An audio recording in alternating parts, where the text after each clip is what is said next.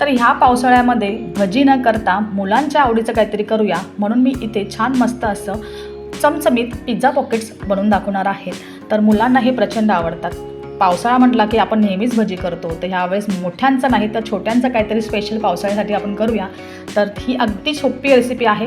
बाहेर पण pizza puff मिळतात, पण त्याची चव आणि घरातली चव ह्यामध्ये खूप फरक आहे। तर हे पिझ्झा पफ कसे करायचे अगदी सोप्या पद्धतीने ते आपण करणार आहोत। खूप महिन्यांनंतर मी रेसिपी टाकत आहेत, कारण की थोडेसे मध्ये प्रॉब्लेम्स होते, त्यामुळे रेसिपी मी बऱ्याच महिने टाकली नाही। तर आत्ता पुन्हा एकदा सुरू करूया आणि तुम्ही माझ्याबरोबर आहातच।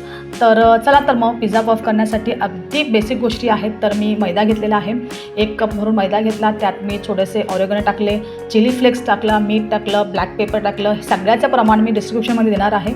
तर आणि थोडंसं पाणी घालून मी हे छान असा मीडियम घट्ट गोळा करून घेतलेला आहे, म्हणजेच पीठ मळून घेतलेलं आहे।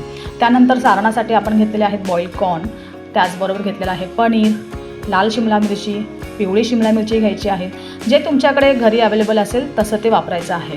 त्यानंतर चवीनुसार मीठ घातलेलं आहे, थोडेसे ऑरेगॅनो, थोडेसे चिली फ्लेक्स। आता हे सगळं म्हटलं ना की मुलांच्या आवडीचं असतं आणि पिझ्झामध्ये तर हे जातंच, त्यामुळे तो फ्लेवर तिथं येणार आहे।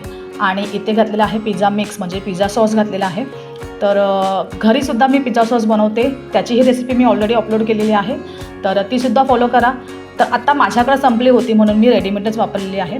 तर त्याचे 2 मोठे चमचे घातले, तर मिक्स केलं। त्यानंतर घातलेलं आहे चीज। आता चीज घालून पुन्हा एकदा मिक्स करायचं, तुम्हाला जसं आवडतं त्या हिशोबाने तुम्ही चीज घालायचं आहे।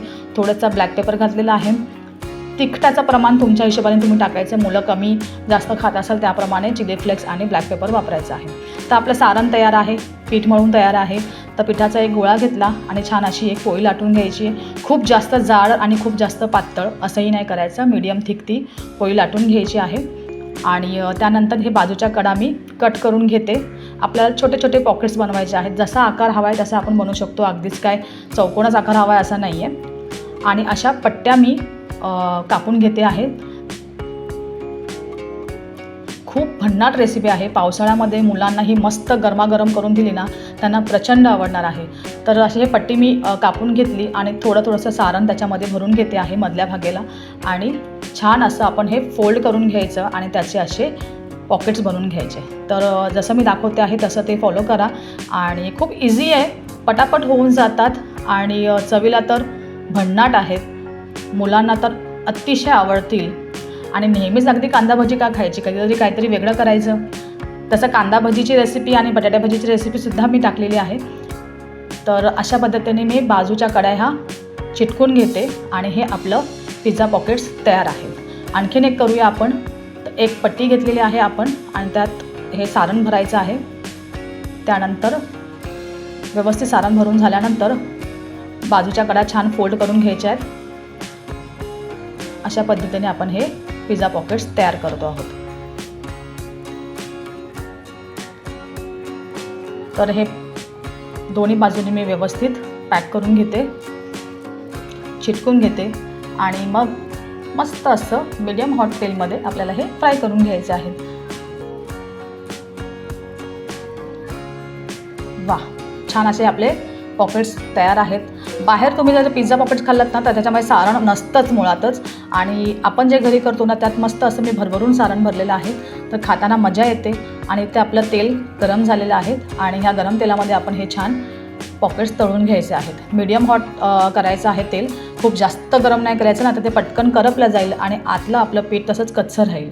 त्यामुळे तेल मीडियम गरम असेल तेव्हा ते, आणि मीडियम फ्लेमवरतीच आपल्याला छान तळून घ्यायचे आहेत। तर इथे मी माझं पिझ्झा पॉकेट तळून घेतलेलं आहे। तर असेच बाकीचेही आपण पिझ्झा पॉकेट्स तळून घेऊया। खूप इझी रेसिपी आहे, हेल्दीसुद्धा आहे, मुलांना नक्की आवडणार आहे। आणि ह्या पावसाळ्याच्या सीझनमध्ये ही रेसिपी नक्की तयार करा आणि त्याचा आस्वाद घ्या। गरमागरम असे हे पिझ्झा पॉकेट्स आपले इथे रेडी आहेत, सॉसबरोबर मी सर्व केलेत आणि तयार आहेत आपले हे पिझ्झा पॉकेट्स खाण्यासाठी। एक मी तोडून दाखवते तुम्हाला, बघा कसं मस्त असं भरभरून सारण मी त्यात भरलेलं आहे।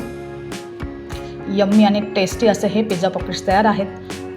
आतमध्ये तुम्हाला जे सारण हवं आहे ते तुम्ही भरू शकता। अगदी ह्यामध्ये आपण चिकनसुद्धा बॉईल करून टाकलं तरी त्याची एक वेगळी मस्त टेस्ट येणार आहे। तर तीसुद्धा आपण रेसिपी कधी ना कधी करूया.